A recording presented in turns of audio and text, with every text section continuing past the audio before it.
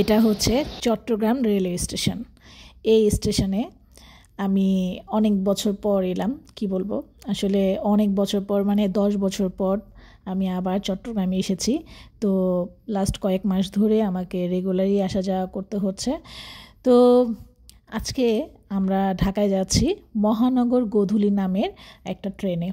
তো মহানগর গোধূলির ট্রেনের যে অভিজ্ঞতা আজকের ব্লগে আমি সেটাই শেয়ার করব। তো আজকে আমরা যাচ্ছি 3টা ট্রেনে। তো আমরা প্রথমেই চলে এসেছি একটু 1 ঘন্টা আগেই, লাঞ্চ করেই চলে এসেছি। তো তারপরও আমরা একটু চা খেলাম, আর স্টেশনে এসে দেখি প্রচুর সৈনিক তারা বসে আছে, তারা হয়তো বা কোথাও যাবে। যেহেতু চট্টগ্রাম ক্যান্টনমেন্টের কাছাকাছি হচ্ছে এই চট্টগ্রাম রেলওয়ে স্টেশন, এখানে প্রচুর পরিমাণে যারা সৈনিক আছে তারা আসা যাওয়া করে। তো আমরা চা খেলাম, তো চা খেয়ে টুকটাক কিছু কেনাকাটা করলাম। এই হচ্ছে মহানগর গোধূলি, ট্রেন নাম্বার হচ্ছে 703 আর প্ল্যাটফর্ম হচ্ছে 8। তো চট্টগ্রাম থেকে ঢাকায় যেতে সময় লাগে নর্মালি হচ্ছে 6 থেকে 7 ঘন্টার মতো। আমি যতগুলো ট্রেনে আসা যাওয়া করেছি, আমার যতগুলো অভিজ্ঞতা আছে আমি সেটাই দেখেছি। তো আমরা সময় মতো চলে এসেছি। আমরা এসেছি হচ্ছে বালুচড়া থেকে। বালুচড়া চট্টগ্রাম শহর থেকে একটু ভিতরের দিকেই বলা যায়। এটা হচ্ছে অক্সিজেন নামের একটা জায়গা, অক্সিজেন বাইজিদ, সেখান থেকে একটু সামনে গেলেই হচ্ছে বালুচড়া। আর নতুন পাড়া নামের একটা জায়গা, হাটহাজারির একটা জায়গা থেকে আমরা এসেছি। আর চট্টগ্রাম রেলওয়ে স্টেশনটা হচ্ছে নিউ মার্কেট এরিয়াতে। চট্টগ্রাম নিউ মার্কেট এরিয়াই হচ্ছে চট্টগ্রাম রেলওয়ে স্টেশন। তো এই হচ্ছে আমাদের সিটে আমরা বসবো। তো আমার হাজব্যান্ড এমন করে সিটটা নেয় যাতে আমি জানালার পাশে বসতে পারি। তো আজকে যে সিটটা মোটামুটি খারাপ ছিল না, ভালোই ছিল। তো আমরা প্রিপারেশন নিয়ে সিটে বসে পড়লাম। তখনও তেমন একটা লোকজন আসে নাই, আর এর মধ্যে আমার হাজব্যান্ড কিছু কেনাকাটাও করে নিয়েছে খাবার দাবার, যেমন হচ্ছে কেক, বিস্কিট, তারপর হচ্ছে ডিমের চপ, এগুলো আর কি। তো জানালার পাশে বসলে আমার কাছে ভীষণ ভালো লাগে, রেল জার্নিটা আমি ভীষণ এনজয় করি। আর তখন হচ্ছে 3:10, বাইরের পরিবেশটা এত সুন্দর ও আবহাওয়াটা অসাধারণ। যেহেতু এখন নভেম্বর মাস, শীত তো থাকবেই, তবে সেই রকম শীত কিন্তু অনুভব হচ্ছে না যে আগে আমরা যেরকম অক্টোবর নভেম্বরের মধ্যেই হাড় কাঁপানো শীত আমরা অনুভব করতাম। এখন বাংলাদেশে কিন্তু ওই রকম হাড় কাঁপানো শীত আমরা অনুভব করি না। তো সঠিক সময়ে ট্রেনটা ছেড়ে দিল, 3টার মধ্যেই ছেড়ে দিয়েছে, হয়তো 3:05 এরকম এরকম সময় লেগেছিল। তো বাইরের পরিবেশটাও ঝকঝকে ছিল, খুবই সুন্দর। আর আমার কাছে ট্রেন জার্নি করতে অনেক ভালো লাগে। আমার আসলে সব জার্নির মধ্যে সব ধরনের যে যানবাহন বা সব ধরনের যে সেবা আছে, যেমন এরোপ্লেনে চড়ার একটা একটা একটা আবেগ আছে, ট্রেনের যাত্রা একরকম, মেট্রো রেলের যাত্রা একরকম, রিক্সায় চড়ার একটা ভালোবাসার অন্যরকম থাকে। তারপরে প্রাইভেট কার, মাইক্রো, সব কিছুর মধ্যেই কিন্তু একটা আলাদা আলাদা অনুভূতি কাজ করে। তো বাইরের পরিবেশটা আর সুন্দর ট্রেনটা যখন চলছিল আমার কাছে ভীষণ ভালো লাগছিল। তো এর মধ্যে তো দুপুর গড়িয়ে বিকেল, পড়ন্ত বিকেল। তো ট্রেনের ভিতরে যারা সার্ভিস দেয় তারা বলছিল চা খাবেন, চা খাবেন। তো পড়ন্ত বিকেল, বাইরের পরিবেশটা অসাধারণ সুন্দর। এই সময় যদি চলন্ত ট্রেনে চা না খাই তা কী করে হয়। তো আমরা যে খাবার কিনে নিয়ে এসেছিলাম, যে ডিম চপ, তারপর হচ্ছে কেক, বিস্কিট, তো এর মধ্যে আমরা ডিম চপ বের করলাম, ডিম চপ খেলাম। আসলে বাইরের খাবারগুলো কিন্তু হেলদি না, তো কী আর করার, সবসময় তো আর হেলথ মেনটেন করা যায় না। এই হেলদি বিষয়গুলো খেয়াল করা বা মেনটেন করা যায় না। তো আমার একটু ক্ষুধাও লেগেছিল চলতি পথে। তো তো এই ডিম চপটা খেলাম, এগুলো খুব একটা ভালো না, এই ট্রেন স্টেশন থেকে আমরা কিনে নিয়েছিলাম। তো ডিম চপ বা যে কোনো ধরনের চপ বলি না কেন, এগুলো একটু মুখরোচক খাবার, তো ভালোই লাগে। তো এর মধ্যে আমরা বাসায় যে কলা ছিল সেই কলাগুলো আবার নিয়েছিলাম, সেই কলাও খেলাম। কলা খাওয়া কিন্তু খুবই ভালো, কলার মধ্যে প্রচুর পরিমাণে আয়রন থাকে। আর শরীরের জন্য অনেকের অবশ্য কলা স্যুট করে না, কিন্তু আমি রেগুলার কলা খাই, কলা খেলে স্কিন ভালো থাকে আর হচ্ছে শরীরের জন্য ভীষণ ভালো আমি মনে করি। তো ওনারা চা তৈরি করলো। আর আমরা হচ্ছে দুধ চাটা খাই না, ওনাদেরকে বললাম যে চিনি না দিতে। আমি অনেক বছর ধরে এখন চিনি বাদ দিয়েছি, টোটালি চিনিটা বাদ দিয়ে খাওয়ার চেষ্টা করি। তো আমাকে দুধ চা দিল, আর আমার হাজব্যান্ডকেও হচ্ছে রং চা দিয়েছে। তো এই দিক দিয়ে আমি একটু ভিডিও করছিলাম, আমার কাছে ভীষণ ভালো লাগছিল বাইরের যে ভাইবটা। ট্রেন ছুটে চলছে গভীর অরণ্য পথ দিয়ে, পাহাড়ি পথ দিয়ে। আর চট্টগ্রাম তো আমার সবসময় অনেক প্রিয় একটা জায়গা। চট্টগ্রাম মানেই হচ্ছে একটা অন্যরকম প্রশান্তি, যদিও চট্টগ্রামে অনেক অনেক সমস্যা আছে। তো আমার হাজব্যান্ডকে বললাম যে চলো চা একটু চিয়ার্স করে খাই। জীবনে আছে কি, চলতি পথে অনেক ভুল ত্রুটি হবে, চলতি পথে অনেক অনাকাঙ্ক্ষিত বিষয় আমাদের সামনে আসবে। তো সব কিছুকে ওভারকাম করে একসাথে পথ চলাই তো জীবন, তাই না? তো চায়ের থেকে যখন ধোঁয়া উঠছিল, এটা দেখতে আমার ভীষণ ভালো লাগছিল। আর বাইরের পরিবেশটা কি বলবো, অসাধারণ।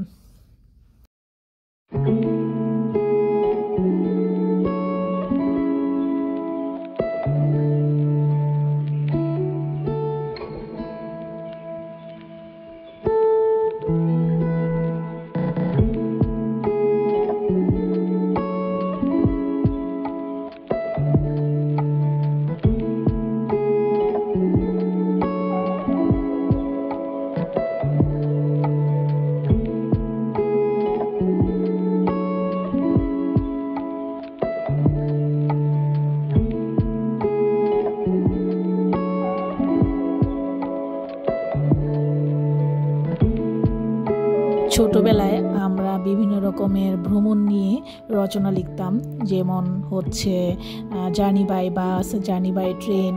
তো এই বড় হওয়ার পর বিভিন্ন জীবন ও জীবিকার কারণে যতই দৌড়াদৌড়ি করেছি, যতই যাত্রা করেছি, তখনকার মতো যে জার্নি বাই বাস আর জার্নি বাই ট্রেন যে আবেগ অনুভূতি ছিল এই রচনা লেখার মধ্যে, আসলে বাস্তবতা কিন্তু একদমই অন্যরকম।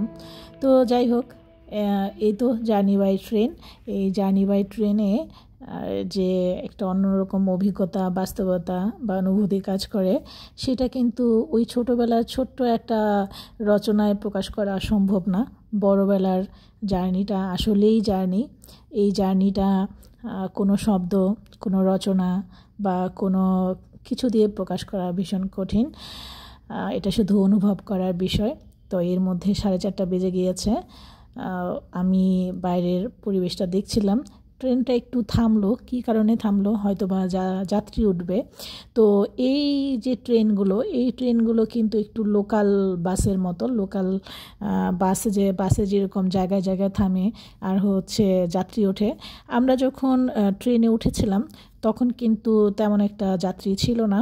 তো এই জায়গাটায় থামলো, এই জায়গাটা যে কোন জায়গা, খুব সম্ভবত ব্রাহ্মণবাড়িয়া হবে, কারণ আমি যতগুলো ট্রেনে আসা যাওয়া করেছি এই পর্যন্ত, তুর্না নিশিথা, সুবর্ণ এক্সপ্রেস, তারপরে হচ্ছে মহানগর গোধূলি, তারপরে হচ্ছে মহানগর এক্সপ্রেস, সোনার বাংলা এক্সপ্রেস।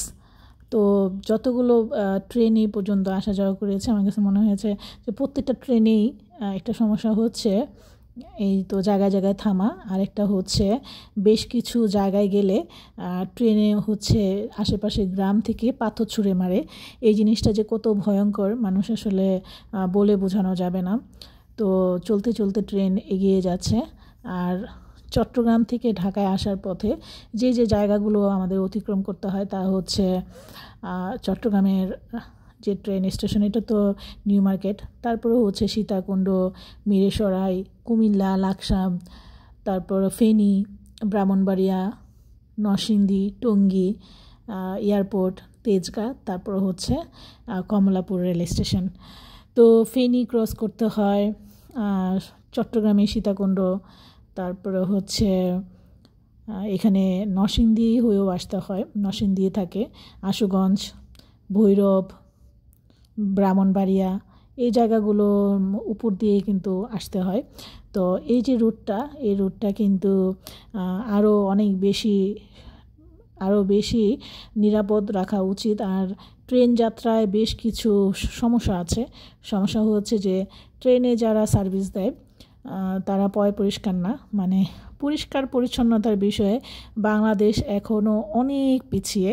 কারণ হচ্ছে বাংলাদেশে যারা যারা মানে আমরা যারা সাধারণ নাগরিক আছি তারা কিন্তু পরিষ্কার পরিচ্ছন্নতার ব্যাপারে একেবারেই হেয়ালিপনায় থাকি, মানে খুবই কেয়ারলেস আমরা পরিষ্কার পরিচ্ছন্নতার বিষয়ে। তো এর মধ্যে সন্ধ্যা নেমে এসেছে, তা আমরা তখন হয়তো বা কুমিল্লা ক্রস করে ফেলেছি, ব্রাহ্মণবাড়িয়া বা আশুগঞ্জ এরকম একটা জায়গা হবে। তো এর মধ্যে আমরা আবার চা খেলাম। আমার হাজব্যান্ডের ঢাকা থেকে বেশ ফোন আসছে, কারণ আমরা যেহেতু ঢাকায় যাচ্ছি খুব স্বাভাবিকভাবে এখন অনেকের সাথে অনেকেই যোগাযোগ করবে। তো এর মধ্যে আমরা বেশ 2-3 বারই চা খেয়ে ফেলেছি, কারণ একটু হিম হিম শীত আছে, আর অনেক বেশি শীত না পড়লেও একটু হালকা হালকা শীত তো আছেই।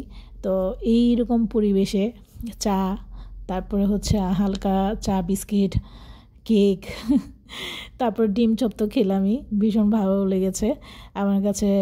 ট্রেনের সবচেয়ে বেশি ভালো লাগে সেটা হচ্ছে চলন্ত ট্রেনে চা খেতে খেতে বাইরের অপার প্রাকৃতিক সৌন্দর্য উপভোগ করা। তো সন্ধ্যাবেলা আমরা হচ্ছে যে কেক কিনেছিলাম, যেটা নিয়ে এসেছিলাম, কেকটা বের করলাম, কেক দিয়ে চা খেলাম। আর বিকেলের দিকে তখন তো আমরা ডিম চপ খেয়েছি, তো এখন হচ্ছে কেক খাচ্ছি। এই যে খাবারগুলো খাচ্ছি একটাও কিন্তু হেলদি না, কিছুই করার নাই। চলতি পথে আমরা যে ব্যস্ত আমাদের জীবন, এই ব্যস্ত জীবনের পথে এছাড়া আমাদের কোনো উপায়ও নাই। হ্যাঁ, আমি মাঝে মাঝে বাসা থেকে একটুখানি নুডলস কিনে নুডলস বানিয়ে বক্সে করে নিয়ে আসি, তো ওইটা অনেক সময় খাওয়া যায়। বা বিভিন্ন ফল যেমন আপেল, তারপরে হচ্ছে কলা, এগুলো আমরা সাথে করে নিয়ে যাই, কিন্তু সব সময় কিন্তু এগুলো নেওয়া সম্ভব হয় না। তো অন্ধকার হয়ে এসেছে চারপাশে, তো ঘুটঘুটে অন্ধকারের ভিতর দিয়ে আমাদের ট্রেন চলছে। আর দেশের পরিস্থিতি তো এখন খুবই খারাপ। আমি সবসময় আল্লাহর নাম নিতে থাকি, কারণ ট্রেন যাত্রা আসলেই যেমন রোমাঞ্চকর তেমনি অনেক ঝুঁকিপূর্ণ। তো এই তো খুব সম্ভবত এই জায়গাটায় হচ্ছে আশুগঞ্জ বা ভৈরব এরকম হবে জায়গাটা। তখন ঘড়িতে বাজে 7:30, আর এই সময়ে ট্রেনটা একটু থামলো, আর থামার পর অনেক মানুষ ট্রেনে উঠলো। এখানে নারী পুরুষ বিভিন্ন বয়সী লোকজন আছে, মানে যাত্রী আছে। তো আমার কাছে মনে হলো যে এই যে আমরা ঢাকায় যেরকম লোকাল বাসগুলো দেখি না যে জায়গায় জায়গায় থামে, তো এই ট্রেনটাও অনেকটা লোকাল ট্রেনের মতোই যে জায়গায় জায়গায় থামে। তবে এই থামা ছাড়া আর অন্য কোনো সমস্যা আমি দেখিনি, আমার কাছে চোখে পড়েনি।